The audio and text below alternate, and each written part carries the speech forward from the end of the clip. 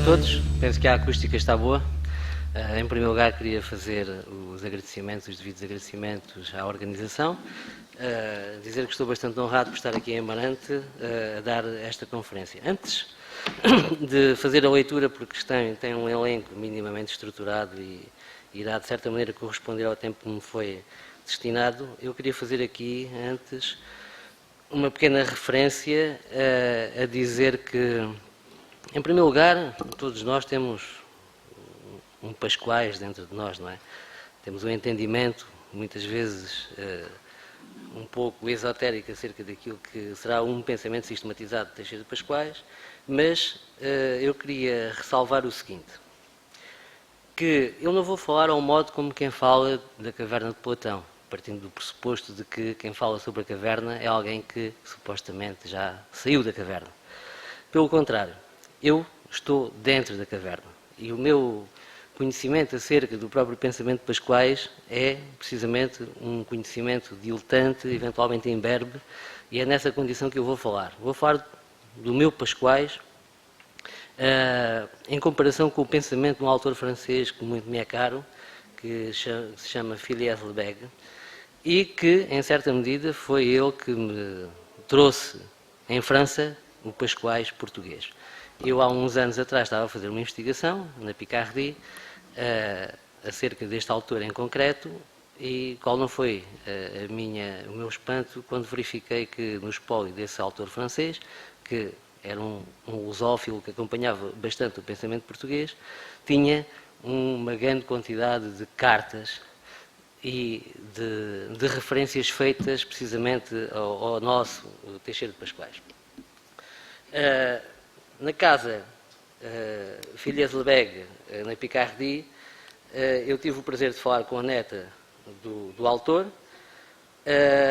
inclusivamente questionando acerca de como é que a relação entre os dois era, e não foi muito tácito, muito claro, que haveria, digamos, uma suposta ida de Pascoais à França. Sabe-se que ele fez uma viagem à Inglaterra e existe uns burburinhos de que ele eventualmente possa ter ido à França. Ou seja, isso também não ficou claro. Por isso não vou utilizar essa referência como efetiva, porque não tenho propriamente a certeza. Tive contacto com o diretor da casa Phileas Lebesgue, chamado François Bouvy, que me facultou a sua tese de doutoramento, que está aqui, na qual faz um conjunto de referências bastante vastas ao nosso autor de Amarante. Só para precisar também que Phileas Lebesgue, para além de lusófilo, para além de um colaborador na Águia, na revista Águia, o órgão da Renascença Portuguesa, ele trocava correspondência com uma quantidade muito significativa de autores portugueses, e foi enquanto ele esteve a desenvolver a sua colaboração na revista Mercure de France que ele levou o pensamento português para fora das suas fronteiras. Então, a Phileas Lebesgue, mais que não fosse pelo facto de nós termos que lhe agradecer o facto de o pensamento português ter transposto as fronteiras, digamos, da nossa nação, também pelo facto de ele ser um manifesto lusófilo, que justifica precisamente a razão pela qual eu o trouxe aqui à colação para falarmos um pouco sobre ele.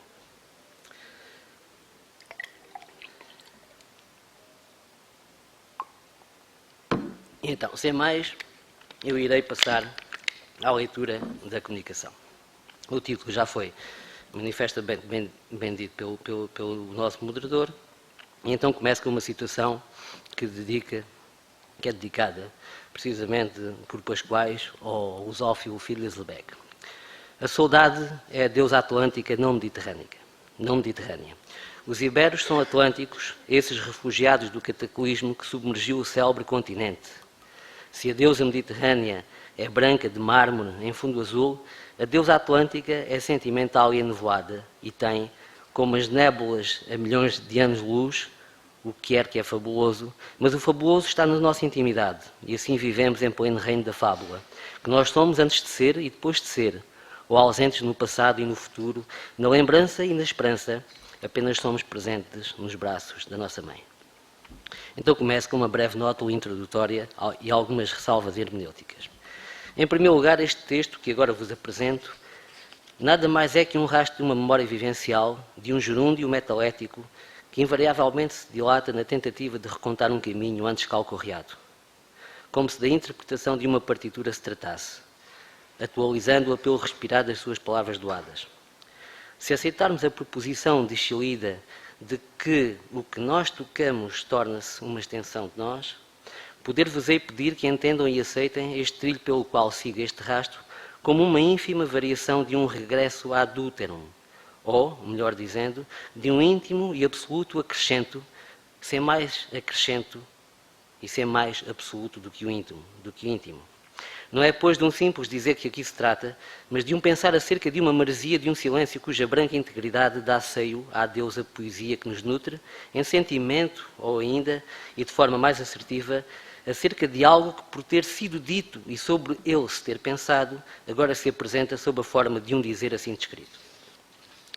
Na verdade, já dizia Jean-Joël Douot, e cito, que quando se aborda conceptualmente o domínio da espiritualidade, invariavelmente nos deparamos com uma dificuldade suplementar.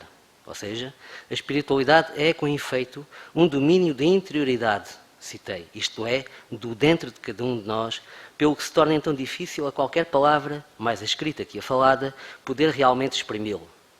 Em verdade, o que se poderá então dizer acerca daquilo que alguém vive, sente, quando se relaciona com o divino?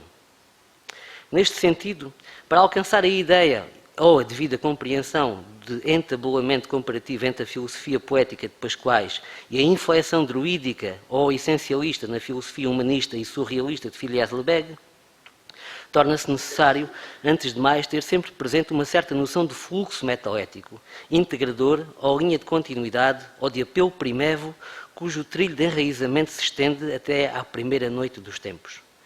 Contrariamente a todas as omnimodas paradigmáticas, das quais se poderá dizer que em cada época sua representam inúmeros estuários que resultam de diversas afluências e confluências de significação a montante, e que sob as suas égides sempre se atribuíram denominações que comportam o propósito de subsumir no seu leito conceptual um caudal semântico cada vez mais amplificado, algo que implica, por essência e circunstância, a constante adaptação das milhentas unidades de consciência humana em relação com esta contínua metamorfose, mas com vírgulas, isto é, forma aquém do estilo que, ao invés de unirem, separam, contrariamente, dizíamos, e ressalvando as devidas proporções semânticas, a poesia, de qualquer modo dúctil, uma sofia, do poeta marantino, e o essencialismo panenteísta do ensaísta da Picardie, ou seja, um estilo além da forma, em todo o caso, oferta-nos, no seu conjunto, um rio que dispõe de possibilidade de vínculo, isto é, um rio de sentimento, sentido,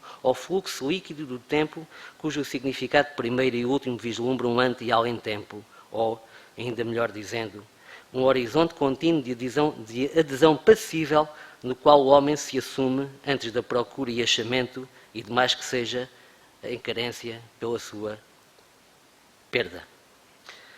Ainda contrariamente, não é pois de um rio no qual coabitam invariavelmente, por via das suas naturais estagnações, coagulações a sentimentos, instauradores de uma miríade de complexas sistematizações, quer possíveis, quer obliterada pelos tempos, de que falamos aqui.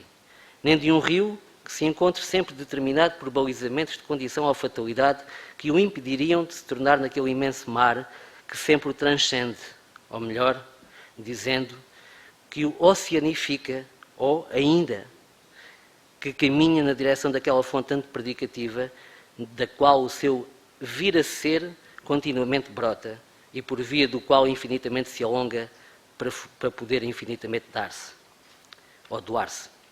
Porque falamos, então, de um rio acerca do qual, como tal, peço desculpa, porque falamos, então, de um rio acerca do qual não se diz, como tal, peço já desculpa por não conseguir dizer aqui, pois não conseguiria dizê-lo em absolutum. Será este pressentimento radical que nos aponta ao mundo da saudade do Amarantino? Todavia, no dizer de Lebesgue, tudo se resumirá a um coração puro que seja capaz de sentir o amor primitivo, permitindo assim a religação de cada um à memória primitiva de si próprio, passa aqui a redundância, ao seu gênio primitivo. e citei, este enlevamento cairológico é designado por este escritor lusófilo como um Awan. Então, quando o professor Patrício estava a falar da questão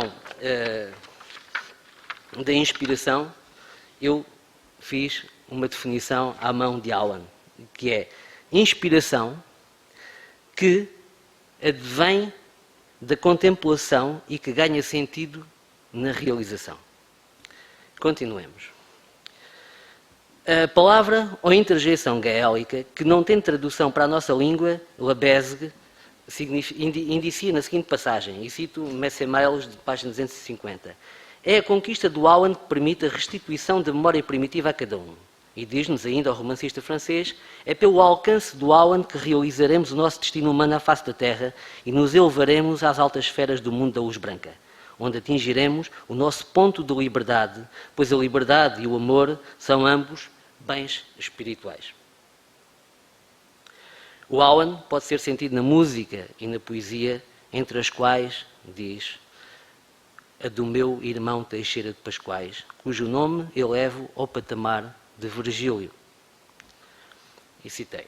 Para além de aproximar os dois autores que nos ocupam, todo este articulado introdutório concorre para realçar a distinção entre a sofia poética de Pascoais, o essencialismo atlante de Lebesgue e as filosofias ditas sistemáticas ou panlogistas, de forma contrária, nas quais, não obstante quaisquer que sejam os polos dialéticos nos quais se fixam o eixo a partir do qual se edifica qualquer sistema, são esses mesmos polos que balizam as suas possíveis abrangências e subsequentes castrações. Na maior parte destes sistemas, principalmente naqueles de caráter epistemológico, no que respeita à ciência dita clássica ou psicológico ou psicanalítico, sem mais, no que respeita à consciência humana, existe objeto sempre que se conseguir identificar uma relação com o seu eixo de sustentação. Isto é, enquanto o sentido por via da efetivação for execuível de ser alcançado. No entanto, esta separação ou laqueação na gramática feita à habitação do objeto serve apenas para enfatizar que toda e qualquer referência feita ao mesmo é sempre uma referenciação de sentido em relação a um seu qualquer eixo, mas que toda ou qualquer aproximação metodológica feita aos polos ou aos referenciais dialéticos, nos quais o eixo se encontra fixo, apenas servirá para delimitar as fronteiras entre diferentes mundos, onde nuns habitam referenciais e noutros os referenciadores e as referências referenciadas. De start, mesmo que seja desiderado de alguns entes académicos encartados aludir a uma odiernidade, dizem eles, de sentido contemporâneo, quer seja com o objetivo de descontinuar a memória dos tempos do sentido e estacionar os seus significados, quer seja simplesmente para iludir incautos ou capturar crentes para a sua doutrina, essas supostas luminárias, dizíamos, que ainda hoje orbitam em torno da academia, nada mais afirmam, mesmo não o crendo, que apesar das naturais variações nos tempos da referenciação ou dos referenciadores e até arriscamos das referências e nas suas ontologias próprias, sempre houve constância nos polos. Quer a montante, quer a jusante, não obstante estes assumirem, consoante as diferentes épocas, diferentes nomes e abrirem diferentes caminhos, muitas vezes resultantes da virtude ou da genialidade filosófica ou poética de quem não se conforma em viver em águas estagnadas, como se encontra patente no caso dos autores que aqui nos ocupam. Feita a devida ressalva do enquadramento filosófico, é precisamente acerca das correlações entre estes polos que pretendemos ensaiar nos pensamentos de Pascoais e Filiaz-Lebesgue. Ponto 2. Da saudade como sentimento radical em Teixeira de Pascoais. Para a maior parte dos caminhantes, a supracita situação de superação da carência radical ou o corpo metáxico de projeto transmuta-se num trânsito contínuo entre as suas dimensões constitutivas.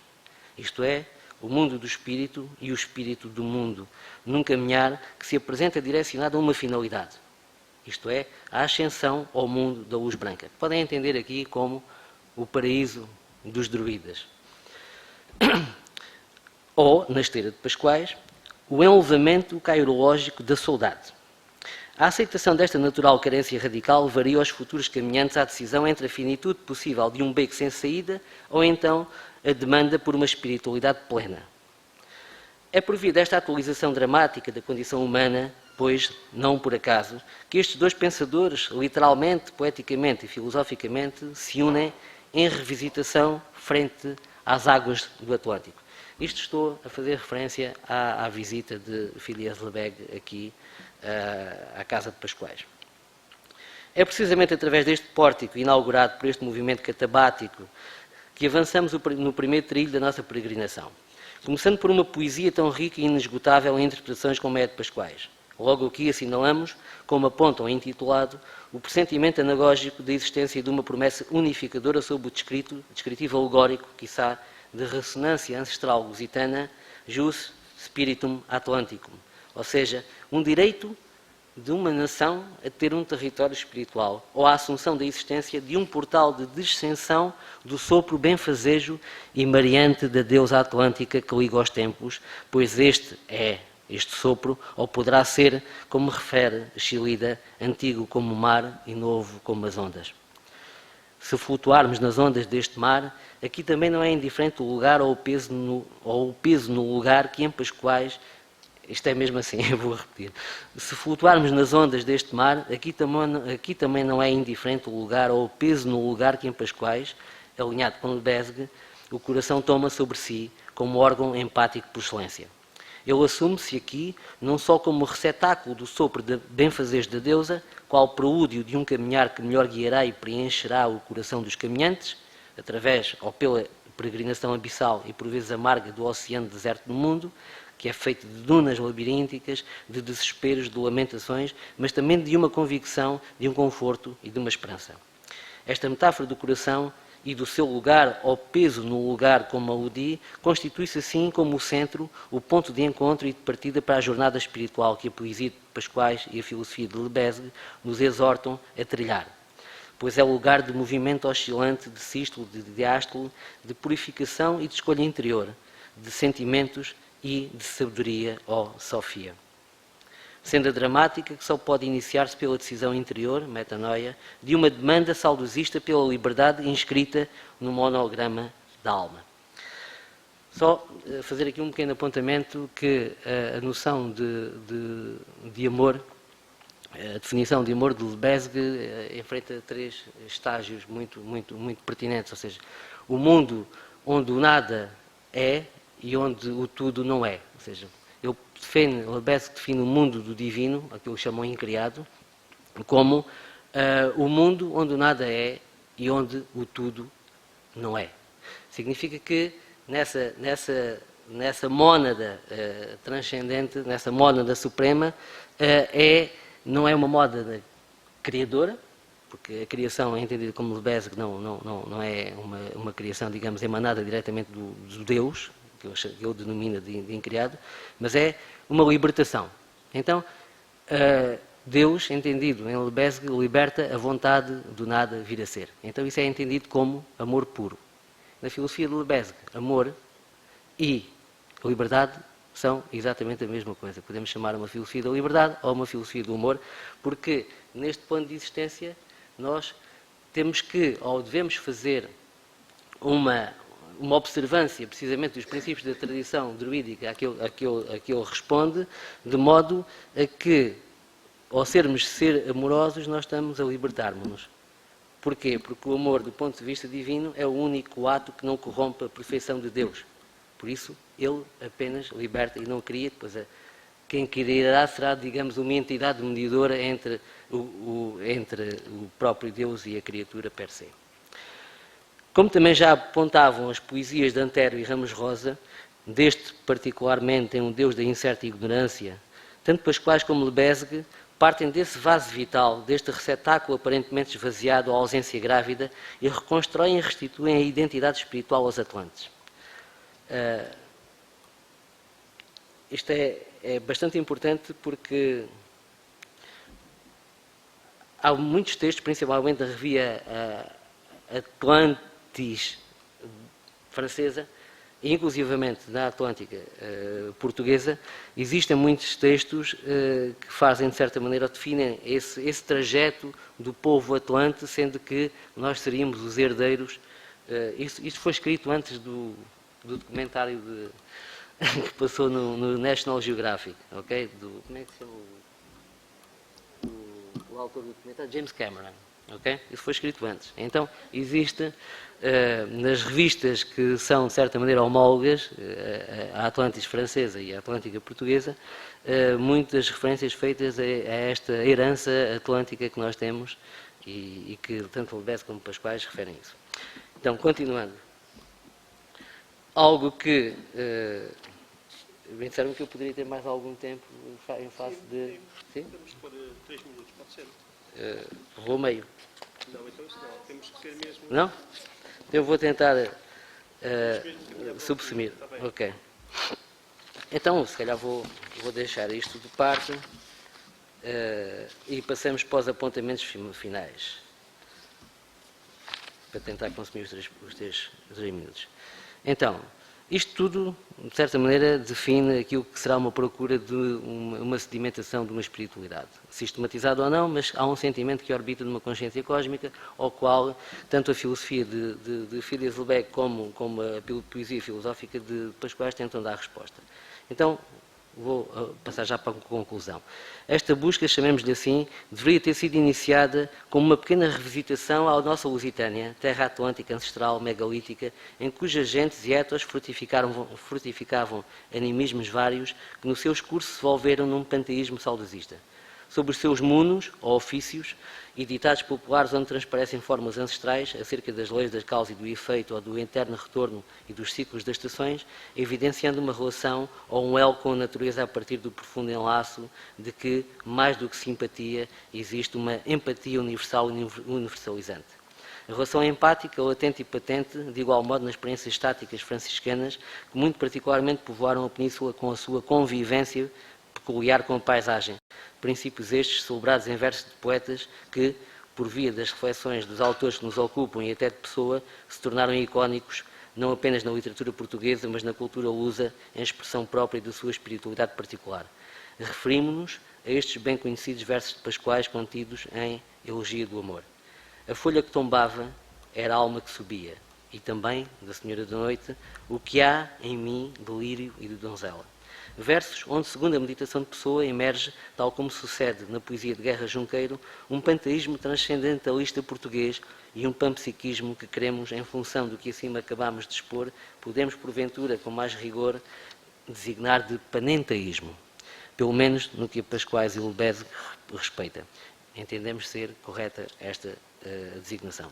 Se, como nos indica Pascoais, em principium erat verbum, e o verbo é a saudade, e o mundo está velho e desgastado pelas lágrimas, o que é afinal esta tradição lusitana que ele nos exortou a fazer acontecer nos seus textos sobre o espírito lusitano ou o saudosismo e o gênio português, que foram pronunciados em 1912 e 1913, nas quais o autor divulga as linhas orientadoras do seu pensamento filosófico.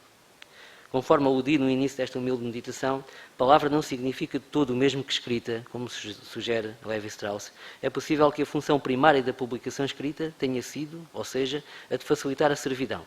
A tradição lusitana que nos ocupa tem mais de uma obscôndita ou oculta, que seja, por mais obscôndita ou oculta que seja, sobretudo em terras lusas, no dialbar do século XXI, mesmo para o mais desavisado dos leitores, características muito visíveis.